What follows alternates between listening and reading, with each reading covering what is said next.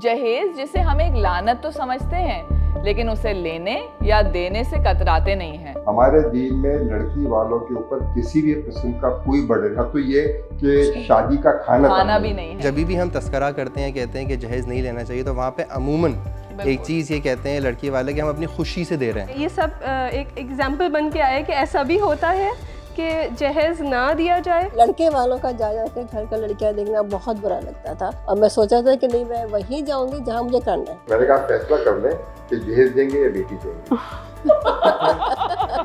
In laws के साथ आपका कोई ब्लड रिलेशन नहीं होता, ये रवैयों के रिश्ते होते हैं, तो आपको ये रिश्ते रवैयों से ही बनाने पड़ते हैं। बहू जब उस जगह पहुंचती है तो फिर वो क्या करती है, फिर वो बहू नहीं रहती, फिर बहू हो जाती है। जहेज जिसे हम एक लानत तो समझते हैं, लेकिन उसे लेने या देने से कतराते नहीं हैं। सेकेंडली, लड़कियों की तालीम। शादी से पहले हम उस पर ज़्यादा ध्यान देते नहीं हैं और शादी के बाद तो बिल्कुल ही भूल जाते हैं। आज हमारे पास एक ऐसी फैमिली है जिसने इन दोनों नॉर्म्स को, जो सोसाइटी में बहुत प्रिवेलेंट हैं, उनके अगेंस्ट एक्शंस लिए और स्टेप्स लिए। सो आइए मिलते हैं राशिद अंकल एंड फैमिली से और जानते हैं कि उन्होंने ये डिसीजंस कैसे लिए। अस्सलाम वालेकुम। वालेकुम अस्सलाम। We have Shahryar, Neha and aunty uncle. Uncle, सबसे पहले मैं आपसे सवाल करूंगी कि आप बताएं कि जहेज़ जिसको हम समझते हैं, हम सब मानते हैं कि एक बर्डन है हमारी सोसाइटी पे लड़की वालों के लिए, येट अलमिया ये है कि लेने वाले लेने से नहीं थकते और देने वाले देने से नहीं थकते। तो आपने जो डिसीजन लिया शहरयार की शादी पे कि हम नेहा के घर वालों से कोई जहेज़ नहीं लेंगे, एंड मुझे पता लगा कि आप बहुत स्ट्रिक्ट थे इस मामले में, ये बहुत आपका एक फ़ाइनल डिसीजन था। तो ये बताएं कि आपने ये डिसीजन क्यों लिया और कैसे लिया? आपके सवाल से पहले तो मैं आपसे एक सवाल करूंगा, इससे पहले कि मैं जवाब दूं, मेरा कि आपने ये जहेज वाला टॉपिक सिलेक्ट क्यों किया? अंकल, मैंने ये इसलिए किया बिकॉज हमारी सोसाइटी में लड़की वालों पे एक बहुत बड़ा स्ट्रेस है और जब लड़की पैदा होती है तो आई थिंक उसी वक्त से पेरेंट्स ये शुरू हो जाते हैं कि भाई लड़की को जहेज़ देना है और उसकी तैयारियों में दिन रात एक हो जाता है। लगता है वालिदैन कमाते ही इसलिए कि बेटी को एक रिस्पेक्टेबल जहेज़ और फर्नीचर और क्रॉकरी और इलेक्ट्रॉनिक्स यही सुनते हैं शादी के दिनों में कि ये शॉपिंग हो गई, वो शॉपिंग हो गई। तो दिस इज़ समथिंग जिसे कहते हैं ना, लोग इसको ज़रूरी और एक कंपलसरी चीज़ समझते हैं शादी के दिनों में और इसको रिलेट करते हैं कि हुजूर ने भी अपनी बेटी से हुजूर ने भी अपनी बेटी को जहेज़ दिया था। तो उस सेंस में आपने क्या सोच के ये डिसीजन लिया? तो देखें यमुना बीबी, आपके जवाब में खुद 2-3 सवाल छुपे हुए हैं। पहली बात तो ये कि लोग इसको ज़रूरी समझते हैं, दूसरी बात ये कि ये बर्डन है। अब आप देखिए, ज़रूरत और बर्डन, इससे बड़ी मुनाफ़िक़त और क्या होगी। और किसी भी माशरे की सबसे बड़ी खराबी या सबसे बड़ा अलमिया ये है कि उस माशरे में मुनाफ़िक़त हो, और यही हमारे यहाँ हो रहा है कि हम बैठकर तो गुफ्तगू की हद तक तो ज़रूर हम जहेज़ को बुरा भला कहते हैं, मगर जब देने या लेने की बारी आती है तो लेने वाला मांग के और बड़े धड़ल्ले से लेता है, और देने वाला भी उसको चाहे कितने ही वो ज़ेरबार हो, देता है, और ना सिर्फ देता है बल्कि दिखाकर, सजाकर, बता के देता है। जी जी। ये वो चीज़ है जो हमारे माशरे को अंदर से दीमक की तरह खाई जा रही है। तो सबसे पहले तो हमें अपने माशरे से मुनाफ़िक़त को ख़त्म करना होगा। अगर हम वाक़ईतन ये समझते हैं कि जहेज़ एक लानत है, तो फिर हमने इस लानत को अपनाया हुआ क्यों है? उसकी भी एक वजह है। उसकी वजह यह है कि हम, जहाँ तक ये देने या बुराई का ताल्लुक़ है, इसका तो हम बड़ा प्रचार करते हैं। हम इस जुर्म में शरीक भी हैं और इस जुर्म को सबसे ज़्यादा तशहीर भी हम करते हैं। बिल्कुल, मैंने देखा है कि लड़के वाले खुद दिखाते हैं कि भाई ये कमरा है, देख लीजिए, दिखा दिखा के सिलेक्शन होता है और फिर आ रहे हैं, जा रहे हैं। एक बड़ा फॉर्मल प्रोसीजर होता है जो कोई माइंड ही नहीं करता और येट फिर हम बुराई भी कह रहे हैं उसको। दूसरी तरफ ये होता है कि जब कभी भी हम ये सुनते हैं कि ये फलां ने जहेज़ दिया, फलां ने जहेज़ मांगा, तो हम बैठकर अपने ड्राइंग रूम में, अपनी महफिलों में उसका बड़ा प्रचार भी करते हैं। मगर जब कभी हम ये सुनते हैं कि किसी ने इस रिवायत के, इस सोसाइटी की एक लानत के खिलाफ खड़ा हुआ, तो उसका हम कहीं तस्करा भी नहीं करते। तो एक तो ये है। दूसरा, आपने जो एक बहुत अहम नुक्ता उठाया कि आप सल्लल्लाहु अलैहि वसल्लम ने अपनी अजीज़ तरीन दुख्तर हज़रत फ़ातिमा रज़ी अल्लाह ताला अन्हा की शादी के वक्त जहेज़ दिया। देखिए, ये एक बड़ा मिसकॉन्सेप्ट है। इसलिए कि सबसे पहले तो ये देख लीजिए कि आप सल्लल्लाहु अलैहि वसल्लम ने अपनी किसी और साहबजादी को या खुद जितनी आपने खुद शादी की उसमें कहीं से जहेज का तस्करा नहीं है। ये भी जो है कि आपने हजरत फातिमा को एक मुख्तसर सा सामान दिया जिसमें एक मशकीज़ा, एक बिस्तर, एक चक्की और चंद किचन की चीज़ें थी। ये भी रसूलुल्लाह ने नहीं दिया। ये भी आपने हजरत अली से कहा कि अपना ज़रा बेचो और जो ज़रा बेच के जो पैसे आए उन पैसों में से ये गृहस्थी का सामान खरीदा गया, क्योंकि एक नया घर शुरू हो रहा है। जब एक नया घर शुरू होता है तो उसकी गृहस्थी के लिए कुछ ना कुछ बड़े मदद करते हैं। देखिए, आप अपनी औलाद के लिए लड़का हो या लड़की, इसमें कोई तमीज़ नहीं है। लड़का और लड़की की सारी ज़रूरियात पूरी करते हैं ना आप, स्कूल कॉलेज से लेकर और बड़े होने तक। देखिए, आप जिम्मेदारी लेते हैं उस जिम्मेदारी चीज़ की। लेते हैं ना। और मैं यही कह रही हूँ कि हुजूर की इस चीज़ को लोग गलत रिलेट करते हैं कि हुजूर ने जहेज़ दिया था, और इसको एक इस्लामिक पर्सपेक्टिव दे देते हैं कि जहेज़ एक बहुत कोई इंपॉर्टेंट और इस्लामिक फरीज़ा है जैसे कोई। एक्चुअली में यही है जो आप बात कह रहे हैं ना, कि उन्होंने हज़रत अली को ये कहा था कि तुम अपना वो बेचो ज़रा। और जहाँ तक इस्लामी फरीज़े का ताल्लुक है, तो देखिए बीबी, एक बात हमेशा याद रखिए कि जितने भी उसूल बनते हैं वो इस बात पे बनते हैं कि कोई भी अमल जो माशरे में लिया जाता है, क्या उस अमल से कोई दूसरा माशरे का फर्द मुतासिर तो नहीं हो रहा। और जब वो मुतासिर होता है तो एक कानून बना लिया जाता है। चोरी करना के खिलाफ कानून है ना, रिश्वत के खिलाफ कानून है ना। ये क्यों है? इसलिए कि इसमें एक फरीक मुतासिर होता है। लिहाजा अगर आप दीन का मुताला करें तो उसने बहुत सख्ती से जहेज की भी मुखालफत करी है। अब आप अगर सूरह निसा पढ़ लें, जहाँ शादी ब्याह के मामलात हैं, वहाँ मेहर का तस्करा है, मगर वहाँ जहेज का तस्करा नहीं है। ठीक है, जबकि अलहदगी की बात जब की गई है, जब ये कहा गया है कि जब तुम अलहदा हो तो दे दिलाकर अलग करो। नंबर एक। नंबर दो, एक बुनियादी उसूल है, ये आखिरी खुतबा लगा हुआ है, इसमें आप पढ़िए, या बाद में हदीस रसूलुल्लाह सल्लल्लाहु अलैहि वसल्लम बहुत है कि एक मोमिन पे ये जायज़ नहीं कि वो किसी मोमिन का नाहक माल खाए, या एक मोमिन से नाखुशी से, यानी कोई मोमिन से दिल खुश ना हो उसका माल जब्त करे। अब आप देख लें, जहाँ पर भी माल का ट्रांसफ़र हो रहा है, एक जगह से दूसरी जगह जा रहा है, अगर वहाँ पर एक फरीक देने वाला खुश नहीं है तो इसका मतलब ये है कि वो एक नाहक हो गया। और मेजॉरिटी केसेस में यही हो रहा होता है कि बेचारे दे तो रहे होते हैं लड़की वाले, लेकिन किसी से उधार लेके, कहीं कमेटियां डाल के किस तरह वो अरेंज कर रहे होते हैं कि वो बाद में बेचारे मकरूज हो जाते हैं। तो ये वाकई में आपने सही पॉइंट आउट किया है कि लाइक दूसरे से आप मांग तो नहीं रहे, लेकिन आप बर्डनाइज तो कर रहे हैं ना दूसरे इंसान को। उसके लिए एक तरह से एक मुश्किल है बेटी की शादी करना। You are making it difficult for them. देखिए ना, हमारे दीन ने तो शादी को बहुत आसान किया है। हमारे दीन में लड़की वालों के ऊपर किसी भी किस्म का कोई बर्डन, हाँ तो ये कि शादी का खाना भी नहीं है, बिल्कुल सिर्फ एक शादी में निकाह सिर्फ है। एक है, वो है वलीमे का खाना। वो वलीमे का खाना भी रसूलुल्लाह ने अपने दामाद की ज़रा जो दी थी उससे खजूर और शरबत लेके वलीमा, वो भी कोई एक्स्ट्रावेगेंट ऐसा खाना नहीं कि आप 10,000 डिशेस रखें। शहरयार, अपना बताओ क्या था जब बाबा ने मना किया अब्बू ने फॉर जहेज, what was your stance on it? मैं भी ये समझता हूँ कि देखिए, जहेज़ जो है ना वो एक ऐसी दीमक की तरह बीमारी है जो आहिस्ता आहिस्ता आपके माशरे को खा रही है। और अगर आप थोड़ी सी और हमारी सब कॉन्टिनेंट की हिस्ट्री पढ़ें तो उसके अंदर ये बहुत ज़्यादा हम कंफ्यूज हो गए हैं कल्चर और इस्लाम के अंदर, और हमें यही नहीं पता चलता कि हमारा जो कल्चर है क्या वो रिलीजन ड्राइव करता है या जो एक सब कॉन्टिनेंट के अंदर हम एक मिक्स्ड कल्चर में थे, हम उससे इन्फ्लुएंस्ड हैं। बिल्कुल, बहुत सी रसूमात भी और हमारी इसीलिए मेरा ख्याल है कि जो कुछ अरसे पहले जहेज़ जो है वो बहुत हद तक आहिस्ता आहिस्ता एक एक्सेप्टेबल नॉर्म बन चुका था आपकी सोसाइटी के अंदर, एंड वो आहिस्ता आहिस्ता आपके माशरे को खा रहा था। लेकिन अब मेरा ये ख्याल है कि सोशल मीडिया प्लेटफॉर्म्स के थ्रू लोगों ने अपनी आवाज़ उठाई है, और आहिस्ता आहिस्ता मेरा ये ख्याल है कि एजुकेशन भी आई है, लोगों में अवेयरनेस भी पैदा हुई है, जिसके ज़रिए से ये पता चला है कि नहीं, ये वाकई एक लानत है और एक बर्डन है लड़की वालों के ऊपर।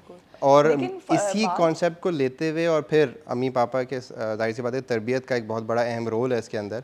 मैं ख़ुद भी ये समझता हूँ कि इस्लाम ने मर्द को एक राइट्स और हुकूक सारी चीज़ें दी हुई हैं, जहाँ पे एक मर्द पे ये ज़िम्मेदारी है, उसके लिए ये नहीं है कि वो औरत को अगर लेकर आ रहा है अपने निकाह में तो उससे कुछ लेकर आए और वो जहेज़ का एलिमेंट हो। आ रही है खुद अपना घर बार छोड़ के, ये सेल्फ इतनी बड़ी बात है। तो इसीलिए मैं भी बहुत इस मामले में बड़ा स्ट्रिक्ट था कि जहेज़ बिल्कुल भी नहीं होना चाहिए। और मैं समझती हूँ कि दूसरी बात ये है कि हम लाख कह लें, लेकिन फिर भी वो लोग हाईलाइट नहीं होते। जैसे अब आपकी फैमिली में स्पेशली इसलिए I to let the society know कि ऐसे भी लोग हैं जो इस पे अमल कर रहे हैं और खुश हैं और अच्छे से हो गया सब कुछ, खुश असलूबी के साथ, कोई मसले नहीं हुए। एक बहुत बड़ा एक सवाल है जो मेरे ज़हन में भी हमेशा आता है कि जब भी हम तस्करा करते हैं, कहते हैं कि जहेज़ नहीं लेना चाहिए, तो वहाँ पे अमूमन एक चीज़ ये कहते हैं लड़की वाले कि हम अपनी खुशी से दे रहे हैं, खुशी। ठीक है, उसमें उनकी नीयत या दिलों का हाल तो अल्लाह ताला जानता है। लेकिन मैं इस चीज़ को जब शादी के टाइम पे मैंने कहा नहीं, खुशी वुशी ठीक है आपकी अपनी जगह पे, आप आप बेटी बेटी दे कर रहे रहे हैं हैं, वही मुझे बहुत बहुत खुशी है। लेकिन अब जब मैं खुद बाप बना हूँ, अल्लाह ताला ने मुझे बेटी का बाप बनाया है, तो एक अंदर से एक मोहब्बत का जज्बा आता है कि नहीं ठीक है, किसी भी स्टेज के ऊपर आ गया अगर इसकी शादी इंशाल्लाह खैर से कभी, अभी तो बहुत टाइम है, लेकिन वो एक चीज़ आती है कि खुशी दिल से आप चाहता कोई है चीज़ दें आपका। या वो दें। लेकिन फिर भी मैं ये समझता हूँ कि जहाँ पे अगर कोई लड़के वाले भी मना कर रहे हैं तो वहाँ पे लड़की वालों को भी ये चीज़ सोचनी चाहिए बिल्कुल कि वो उनके इस अच्छी अमल में उनका साथ दें साथ कि ठीक है दें। हम नहीं दे। बिल्कुल, मैं एग्जैक्टली अभी नेहा से यही पूछने वाली थी कि नेहा, तुम्हारी फैमिली का अम्मी अबू का क्या स्टैंड था कि तुम इकलौती हो बेटी या और भी नहीं, हैं? मेरी बड़ी बहन हैं बड़ी, है। तो उनका क्या स्टैंड था कि लाइक जब इन लोगों ने मना किया कि हमें कुछ नहीं चाहिए? मेरे पेरेंट्स काफ़ी वरीड हो गए थे कि ऐसे कैसे हो सकता है कि हम नेहा को कौन से खाली लोग हाथ आए हैं? भेजते हैं। कहाँ से कहाँ आए से आए हैं। तो ये बहुत एक हमारे घर के लिए यूनिक बात थी, क्योंकि अब भाई कज़न्स की शादियां हुई हैं आपकी सबकी, कभी ऐसा नहीं सुना कि कुछ नहीं दिया। ऐसा भी नहीं हुआ कि कभी किसी मेरी कज़न्स की इन लॉज में से कभी किसी ने कुछ डिमांड्स की हों, लेकिन एक अंडरस्टूड एक सी understood प्रैक्टिस सी थी practice कि है, बस बिल्कुल। देना है। हाँ। तो ये हमारे यहाँ के लिए बड़ी यूनिक सी, ये लोग हमारे ये सब एक एग्जाम्पल बन के आए कि ऐसा भी होता है कि जहेज़ ना दिया जाए। तो बहुत मेरी फैमिली ने फोर्स किया, जो शयार ने कहा कि खुशी से देने, खुशी रोना से धोना दे तो रहे नहीं हुआ? अम्मियाँ रोती है ना, हाय मेरी बच्ची को मैंने ये फर्नीचर देना था, ये देना था, कुछ भी नहीं हुआ। तो हाय, बहुत अरमानों मेरे पे पानी पेरेंट्स फिर ने गया। कोशिश की कि कुछ तो दे दिया जाए, लेकिन यहाँ से ये सब इतना वीटो कर चुके थे कि हमें जहेज़ नहीं लेना। अम्मी काफ़ी बड़ी होती थी, रोज़ अम्मी से बात भी होती थी कि भाभी कुछ तो ऐसा कैसे हो सकता है कि हम बेटी खाली हाथ दे दें। तो अम्मी का यही बात होती थी कि खाली हाथ क्या दे रही हैं, सबसे बड़ी चीज़ आप अपनी मुझे दे रही हैं। आंटी आप बताएं, जब आप लोग अंकल ने ये डिसीजन लिया और ये फाइनल, तो आपस में समधन और सास की क्या डिस्कशंस होते थे इससे फोन पहले पे? कि आप आंटी से पूछे, मैं बता दूं, ये अंकल का अकेले का डिसीजन नहीं था, नहीं, हम ये सबका फैमिली था, डिसीजन हम था। सबका था। इसमें सब इन्वॉल्व थे, इसमें शहरियार की ख्वाहिश, इसमें मेरी बेटियों की ख्वाहिश।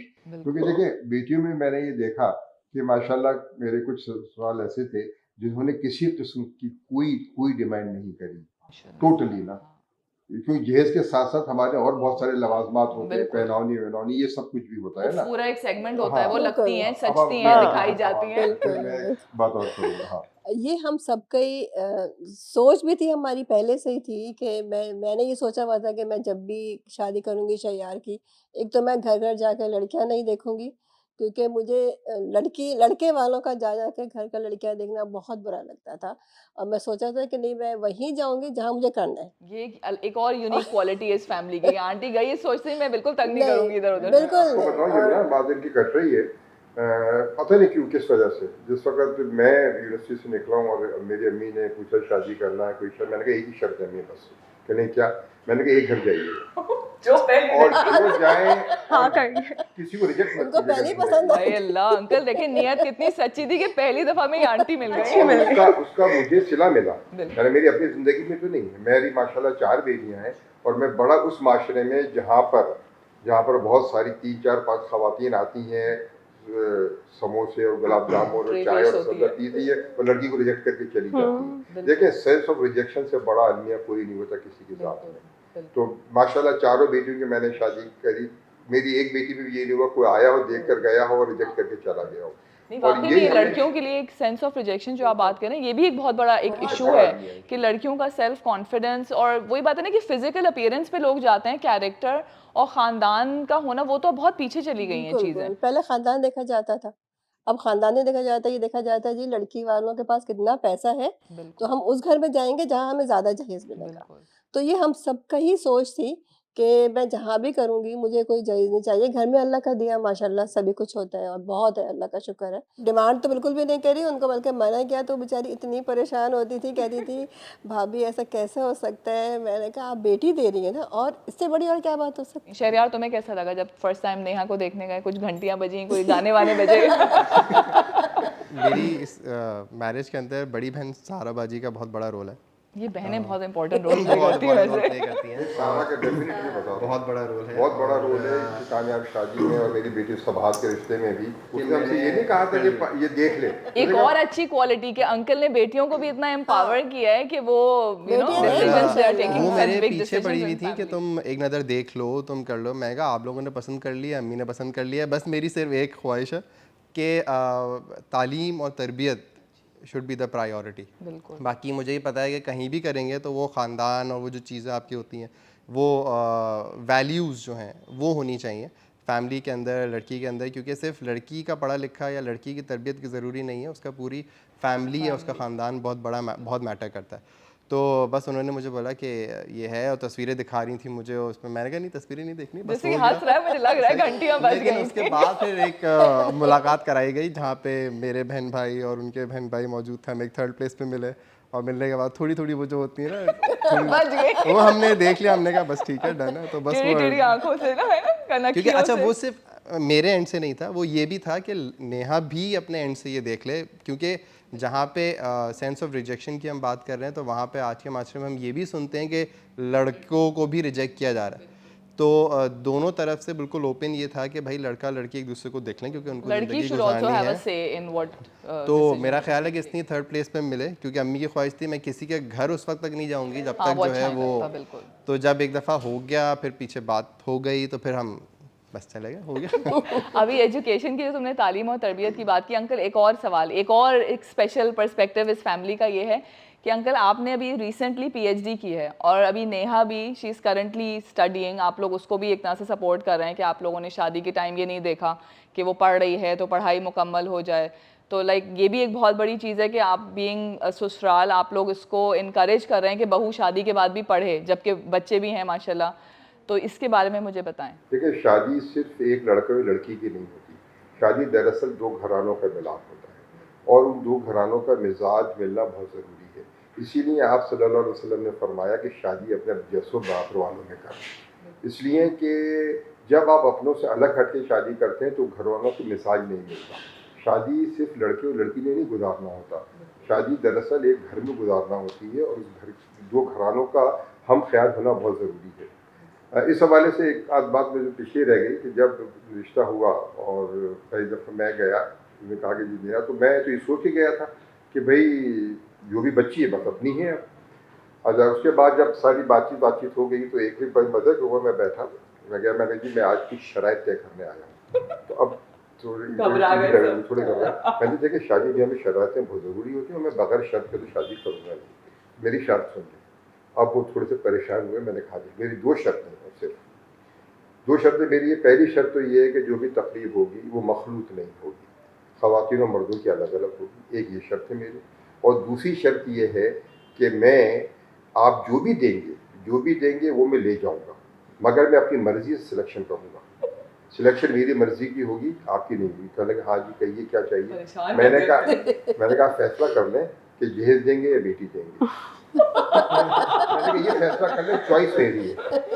मैंने कहा फैसला आपका है कि आप जहेज देंगे या बेटी देंगे, चॉइस मेरी है कि मेरी मर्जी में बेटी ले जाओ या जहेज ले जाओ, दोनों चीजें लेके नहीं जाऊंगा। मैंने कहा दोनों चीजें मैं लेके नहीं जाऊंगा, चीज में एक लेके जाऊंगा, फैसला आपका है कि आप क्या देना चाहते हैं। तो उसके बाद फिर इनके पास फोन आते रहे, भाई तो ये मैं कह रही हूँ कि बात आपस में समधन और सास की क्या घबराहट वाली बहुत फोन कॉल परेशान थी, थी। वो जरा बताएं वो भाई क्या से हुआ। वो बहुत परेशान थी कि भाई साहब से कहें भाभी ऐसा कैसे हो सकता है, बेटी है कुछ तो हम देंगे। मैंने कहा नहीं आप कुछ भी नहीं देंगी, घर में अल्लाह का दिया सब कुछ और चाहिए भी नहीं है, और मैं मांग भी दे रही हूँ आपसे कुछ भी, आप बेटी दे रही है ना। पहली बात तो ये कि माँ बाप अपनी औलाद के लिए जब से वो पैदा होती है जब से कुछ ना कुछ करते हैं ना। आप स्कूल का बैग हो या स्कूल का पेन हो या पेंसिल हो करते ही है ना, इसको किसी ओकेजन से नहीं मिलाना चाहिए। और मैं आज भी कोशिशें करता हूँ, कि कोई भी मौका हो, कोई भी चीज़ हो तो ये फील ना हो कि मैं लड़के वाला हूँ और नेहा के घर वाले लड़की वाले हैं, लिहाजा मैं तवक्को करूँगी कि वहाँ से आएगी। मैंने कहा नहीं, ये अगर बराबरी का है तो ये हमें तोड़ना चाहिए। नेहा तुम बताओ अपनी स्टडी से रिलेटेड जो तुम्हें सपोर्ट अभी ससुराल से प्रोवाइडेड है, लाइक तुम्हारी छोटी बेटी भी है, तो तुम्हें कैसा लगता है ये कि you know aunty and uncle they are looking after your daughter and when you are going study, तो उसके बारे में थोड़ा मुझे बताओ। जब मैं शादी होके आई थी तो मेरा इनफैक्ट एचएससी का रिज़ल्ट भी शादी के बाद ही आया था, मेरे सेकेंड ईयर का रिज़ल्ट भी मेरी शादी के बाद ही आया था। तो मेरी तो मेरा जो अंडरग्रेड प्रोग्राम है वो शुरुआत ही उसकी यहाँ से हुई थी। और मैं वाकई सारा क्रेडिट शयार को, अम्मी और पापा को देना चाहती हूँ, और इनफैक्ट मेरी सिस्टर इन लॉज को भी, सबको, कि मुझे बहुत सपोर्ट था। ये सब वरना लिटरली ये मेरे होता ना लिए, शादी हो गई बस अब पढ़ाई खत्म। मेरे लिए ये सब बैकबोन थे कि मतलब मैं इनकी सपोर्ट के बगैर वाकई नहीं कर सकती थी, कि मुझे ये स्ट्रेस कि मैं सोहा को कहाँ छोड़ूँ, किसके पास छोड़ूँ। ऑफ कोर्स किसी मेड के पास या गवर्नेंस के पास छोड़ना इतना आसान नहीं होता आपको।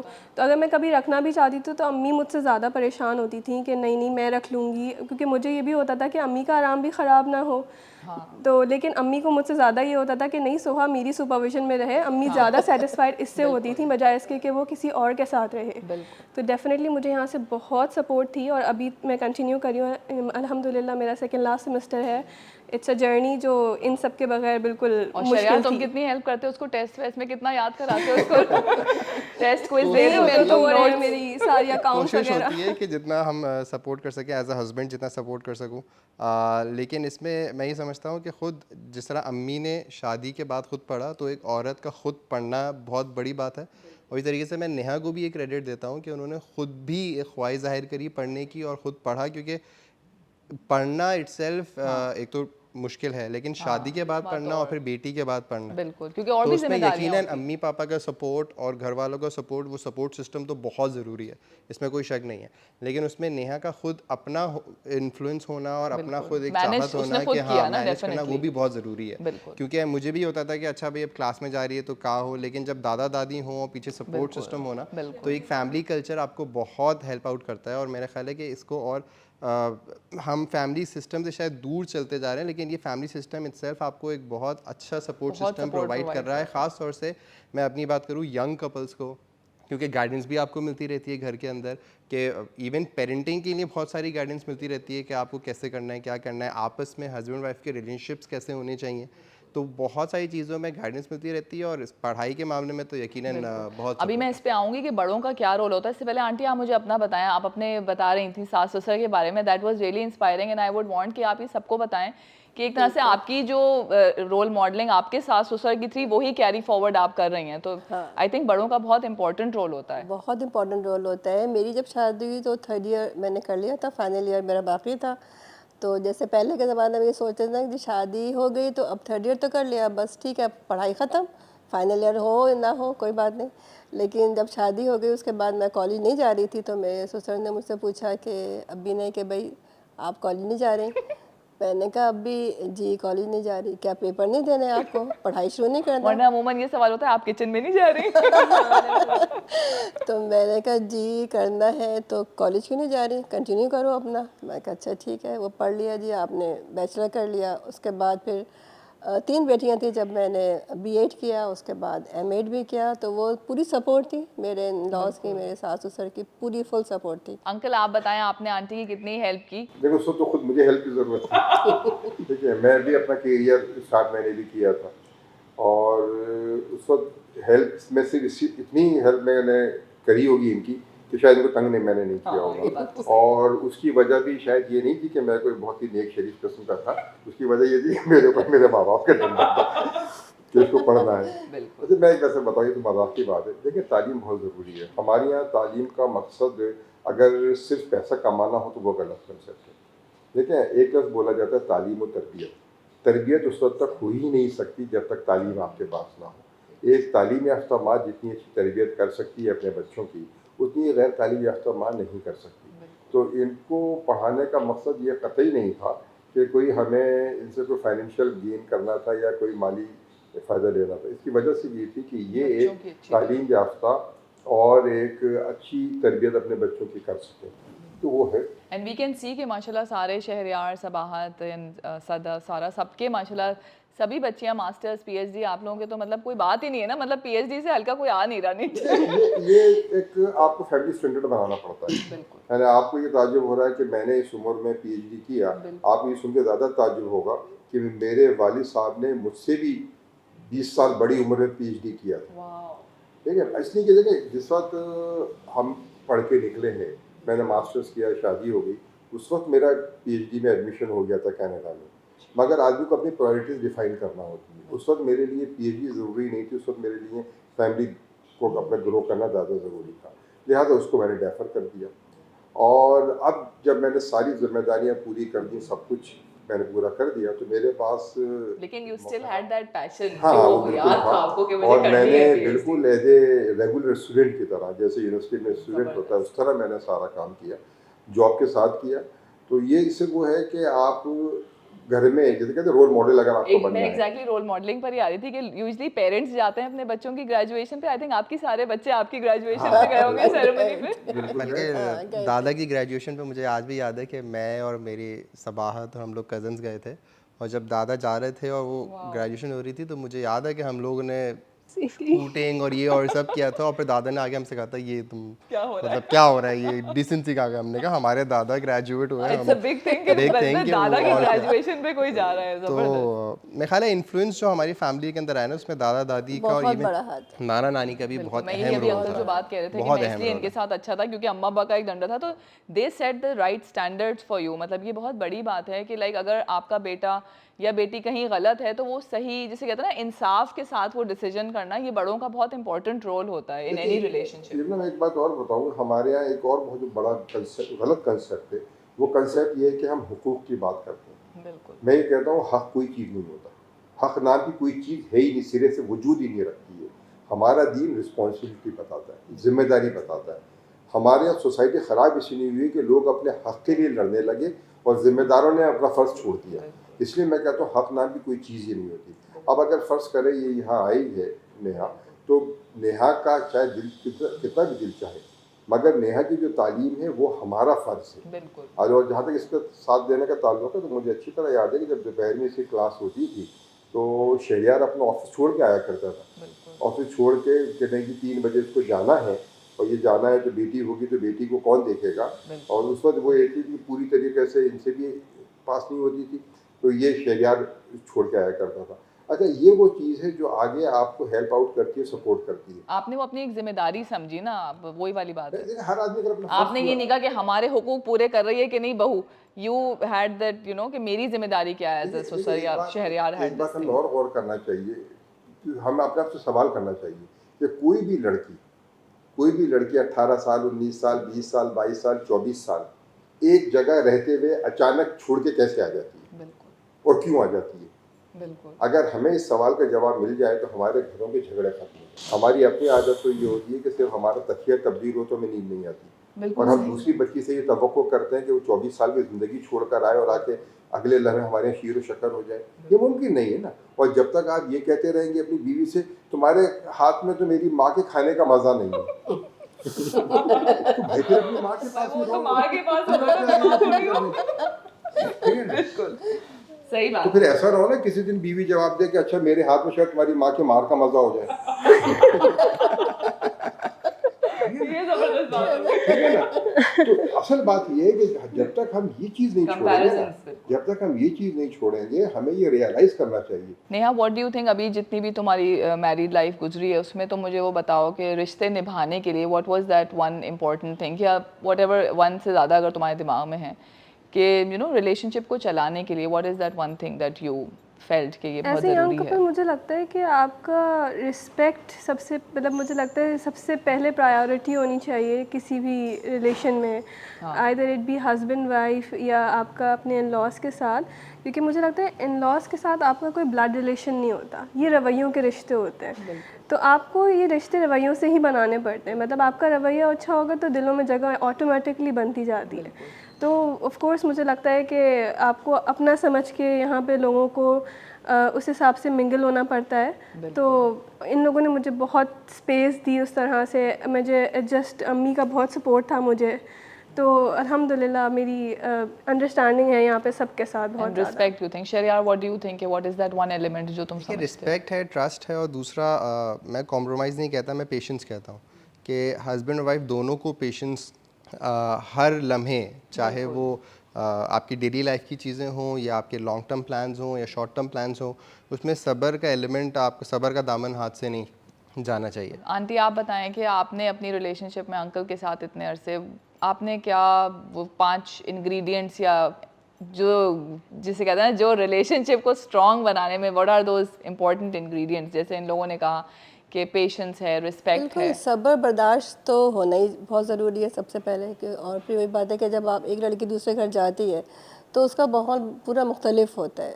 2 बहनों के घर के माहौल में मुख्तलिफ होते हैं, तो फिर आप बिल्कुल ही ससुराल और मायका तो बहुत मुख्तलिफ होते हैं। तो जब तक आपको घर में आकर प्यार मोहब्बत नहीं मिलेगा तो आप उस घर में एडजस्ट भी नहीं हो सकेंगे। जब आपको अपनायत मिलेगी, प्यार मोहब्बत मिलेगा, थोड़ा सा आप सब्र बर्दाश्त भी आपके अंदर हो, तो खुद ब खुद चीज़ें सही होती चली जाती हैं। देखिए, मैं बताता हूँ कि सबसे अहम आपने 5 चीज़ें कही, मैं कहता हूँ 5 चीज़ें नहीं, सिर्फ एक चीज़ की ज़रूरत होती है, और वो शायद इन्होंने पूरी ज़िंदगी करी, वो है इंसाफ। अच्छा, एक चीज़ और जो हमारे यहाँ होती है, मैं हमेशा से कहता हूँ कि 2 लफ्ज़ हमारे यहाँ बहुत बोले जाते हैं जी, अक्सर एक कॉम्प्रोमाइज़ कॉम्प्रोमाइज़ कॉम्प्रोमाइज़। मैं कहता हूँ नहीं, समझौता तो एक मनफी चीज़ है, नेगेटिव टर्मिनोलॉजी। कॉम्प्रोमाइज़ तो करना ही नहीं चाहिए ज़िंदगी में। कॉम्प्रोमाइज़ की जगह आप एडजस्टमेंट का लफ्ज़ इस्तेमाल करें। समझौता और निभाने में फ़र्क होता है। निभाना एक मस्बत चीज़ है। आप जब एडजस्ट करना शुरू करते हैं तो फिर दूसरा भी एडजस्ट करना शुरू करता है, तो फिर एक तीसरा माहौल पैदा होता है। उसमें कंसेंट शामिल होते हैं शामिल ना होता है। समझौते में। जब तक आप समझौता करेंगे तो आप हमेशा अंदर कहीं ना कहीं वो चीज़ होगा कि फिर वही होगा, सास भी तो कभी बहू थी। फिर वो बहू का जब तक चलता है तो बहू होता है, फिर जब बहू उस बदले फिर आगे जाते हैं। देखो ना, फिर बहू जब उस जगह पहुंचती है तो फिर वो क्या करती है, सास बन जाती फिर वो बहू नहीं रहती, फिर बहू हो जाती है। अच्छा, और दूसरा मुझे बताएं, जैसे अब शहरयार की शादी के टाइम आपने कोई शहरयार की काउंसलिंग की? डू यू थिंक कि बच्चों को शादी से पहले एक थोड़ा समझाना पड़ता है कि भाई ऐसे सलूक करना, ये करना, एक समवॉट काउंसलिंग अगर कभी आप लोगों ने की? देखिए, मैं फिर ये कहूँगा कि ये काउंसलिंग वाली या ये चीज़- अंडरस्टूड एक Counselling की वैल्यूज जरूरत थी? नहीं काउंसलिंग वाली चीज़ भी बनी होती है। देखिए ना, आप कोई चीज़ भी तावीज़ घोल के नहीं पिला सकती। बिल्कुल। आप ये चाहेंगे कि शादी हो रही है मेरे बेटे की, लिहाजा इसको कैसे रहना है, लिहाजा मैं ग्लास में एक तावीज़ घोल के इसको पिला दूँ और ये वैसे नहीं, ये वही करेगा जो ये देखता देखता है। है। ये तरबियत, इसी को तरबियत कहते हैं। तरबियत एक दिन में नहीं होती। तरबियत एक बहुत लंबा प्रोसेस है जो शुरू होता है और जो आखिर तक चलता रहता है, सिलसिला चलता रहता है। वो तरबियत का हिस्सा होता है। बिल्कुल जब तरबियत का फुकदान होता है तो तालीम कुछ नहीं करती, बिल्कुल और जहाँ पर तरबियत अगर हो तो वहाँ कम तालीम में भी नताइज हासिल कर लिए जाते बिल्कुल। हैं। अच्छा, आज के ज़माने में जैसे अभी आप देख रहे हैं कि लड़के लड़कियां जो है माशाल्लाह जॉब्स कर रहे हैं, दे आर वर्किंग, तो जैसे पहले तो बड़े बूढ़े रिश्ते कर देते थे, अरेंज मैरिजेस होती थी, तो आज के दौर में जैसे लड़के लड़कियां आपस में they are talking to each other, तो आप क्या समझते हैं कि क्या हमें गाइड करना चाहिए? शुड द चाइल्ड नो कि किस तरह की लड़की एक्सेप्टेड होगी या सब चलेगा? देखिए, सोसाइटी हमारी बहुत तब्दील हो गई है। एक ज़माना तो वो था कि जब मैं आपको बड़े मज़े की बात बताऊं कि मेरे नाना मेरे दादा से मिले कि पुरानी थी, एक जगह मिले ऐसी ना, और उन्होंने घर आकर मेरी नानी से सिर्फ ये कहा, मेरी वालदा के लिए, मेरी वालदा का नाम साबरा था, मैं साबिर बी का रिश्ता तय कर दिया, सिर्फ अनाउंस हो गया और माशाल्लाह बड़ा कामयाब हो। तो जहाँ तक कि शादी के कामयाब या नाकाम होने का ताल्लुक है, उसमें ये कोई नहीं है कि वो किसने पसंद किया, माँ बाप ने पसंद किया है या लड़के लड़की ने खुद पसंद किया है। दोनों जगह कामयाबी नाकामी बराबर होती है। सिर्फ इसमें ज़ोर और ज़बरदस्ती नहीं होनी चाहिए। ना तो माँ बाप को ज़बरदस्ती करना चाहिए औलाद पर कि जी तुम ये करो जो हम कह रहे हैं, ना औलाद को ज़बरदस्ती होना चाहिए कि जी आप वही करिए जो हम कर रहे हैं। आखिर में क्या होता है कि माँ बाप ही हथियार डालते हैं, अच्छा भाई लेकिन फिर वो बैलेंस कैसे फाइंड करें हम, वो देखिए, चीज़? मैं आपसे फिर ये कह रहा हूँ कि ये कोई ऐसी साइंटिफिक फार्मूला नहीं है कि आप हकीम क्या से कोई नुस्खा लिया है कि जी हो जाए, नहीं। ये एक लंबा प्रोसेस है, एक तरबियत का हिस्सा जो होता है। अच्छा, अब ये होता है कि जब इंटरेक्शन होता है, देखिए जब मैं जिस ज़माने की बात कर रहा हूँ वो ज़माने की बात थी जब लड़के और लड़की का इंटरेक्शन नहीं होता था। बिल्कुल ठीक है, बिल्कुल इंटरेक्शन होता था। जब इंटरेक्शन होता है तो फिर सोचें भी तब्दील होती है, फिर सोसाइटी भी तब्दील होती है, फिर लड़के और लड़की फैसला भी कर लेते हैं। और फिर पेरेंट्स को भी थोड़ा अपने आप को अपग्रेड करना चाहिए, देखिए, चेंज ये करना बिल्ट चाहिए। इन है, ये बिल्ट इन है। यानी अगर हम अपने दीन और मजहब की भी बात करें तो ये बिल्ट इन है। यही वजह कह गई कि ये मर्जी और मंशा मालूम कर लो। आपने कभी गौर किया कि हमारे निकाह में सबसे अहम चीज़ क्या होती है? हमारे निकाह में सबसे अहम चीज़ ये होती है कि पहले लड़की से परमिशन दी जाती है, क्योंकि वो तो हमारी एक रस्म, एक बेकार सी रस्म बन और गई औरत है। को राइट भी दिया मगर गया है। पहली चीज़ यही है बिल्कुल कि क्या तुम ये इजाज़त देती हो, बिल्कुल। तो वो राइट है। पूछा ही पहले लड़की से जाता है। देखिए, जहाँ ये है वहाँ ये भी है। हाँ, और तुम्हें ये जेब नहीं देता कि भाई तुम चोरी छुपे आशनाइयाँ पैदा करते रहो, बिल्कुल। ये भी कुरान का हुक्म बिल्कुल है, ये भी है। तो हम एक चीज़ को किसी तरीके से ये डिफाइन नहीं कर नहीं सकते कर कि ये क्या होगा, ये प्रिंसिपल है, आप कहते हैं कि इस तरीके से होगा तो सही होगा। एडजस्टमेंट, सबसे बात ये है कि एडजस्ट करना होना चाहिए। तो आप कितना ही कुछ कर ले, आप पता तो जब चलता है जब जिंदगी शुरू जब होती है। साथ गुजार मैं अक्सर लोगों से कहता हूँ ना कि जब तक आप रिश्ता देखने जाते हैं तो आप अपने बेहतरीन कपड़े और बेहतरीन सूट और बेहतरीन बेस्ट टाई लगा बिहेवियर के होता है जाते ना हैं। तो राज तो उस दिन खुलता है ना जब अगले दिन सुबह आप बनियान और शलवार में खड़े भी होते हैं बाहर। बिल्कुल पता तो उस रहने वक्त से चलता है ना, एग्जैक्टली रहने से रहने पता से चलता है पता परखने तो उस से। वक्त चलता है ना क्या है। वैसे तो आप सब कुछ होते हैं। कामयाबी का एक राज है जो मैं सबसे कहता हूँ, आप ये तय कर ले कि मैंने हमेशा गिवन एंड करना है, बिल्कुल डिमांडिंग नहीं होना। जिस वक्त सोसाइटी का हर फर्द ये सोच लेगा, जिम्मेदारी अपनी हर निभा फर्द ले ये सोच लेगा कि जी मैंने गिविंग एंड पे होना है, मैंने डिमांडिंग नहीं होना, सोसाइटी के मसले खत्म हो जाएंगे। ऑन अ लाइटर नोट, हमारी जो दादी हैं वो हमसे बहुत क्लोज़ हैं। दादा क्लोज़ थे पढ़ाई के हवाले से, उनका हर सवाल पहला सवाल सलाम के बाद पढ़ाई का होता था। दादी इतनी क्लोज़ थी कि मेरे ददियाल के अंदर लड़कियां ज़्यादा हैं और लड़के हम सिर्फ 4 ही हैं। तो वो लड़के हो या लड़की हो, उन्होंने सबसे ये कहा हुआ था कि जब भी कोई भी पसंद आएगा ना, तुम लोग सबसे पहले आगे मुझे बताओ। मतलब वो इतनी क्लोज थी माशाल्लाह। सबसे। और इवन जो सदाबाजी हो गई, साराबाजी हो गई, जितनी बहनें या कज़न्स हो गए, सबसे वो यही थी।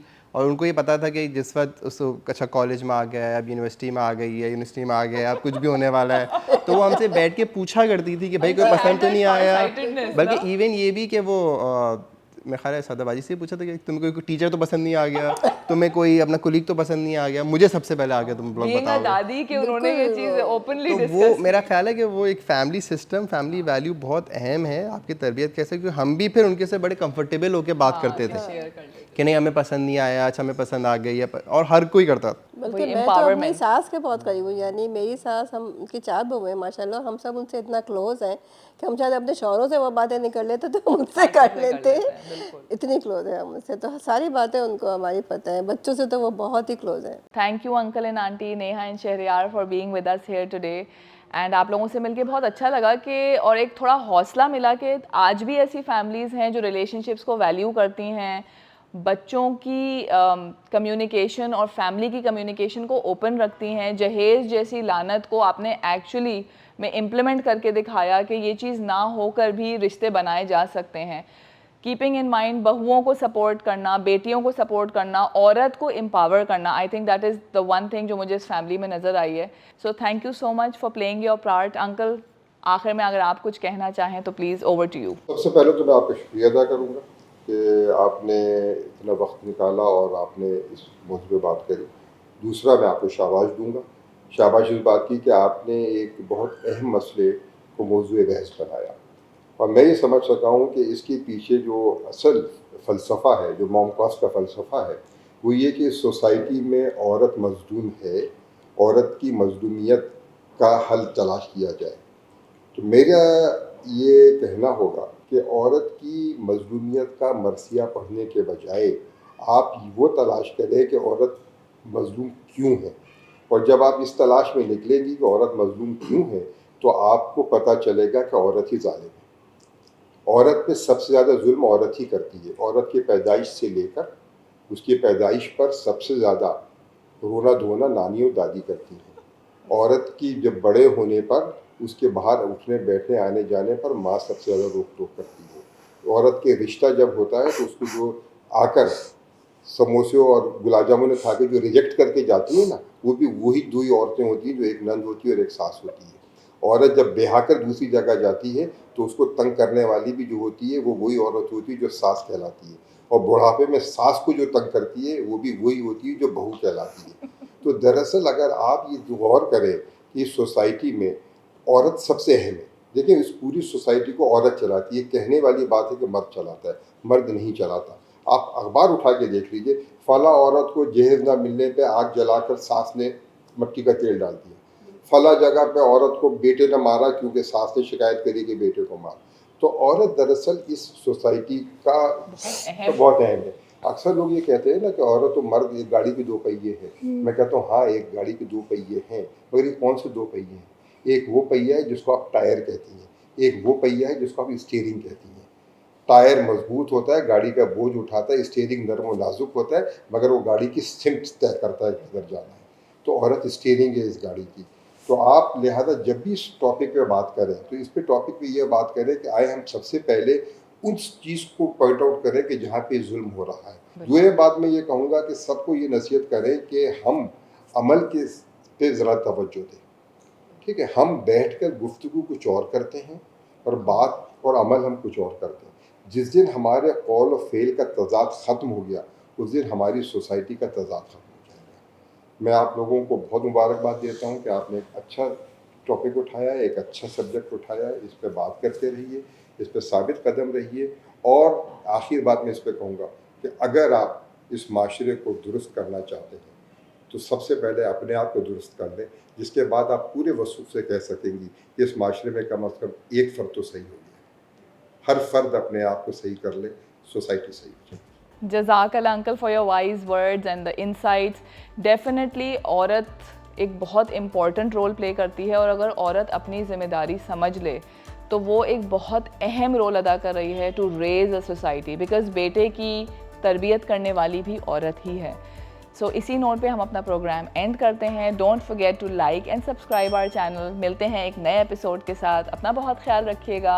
अल्लाह हाफ़िज़।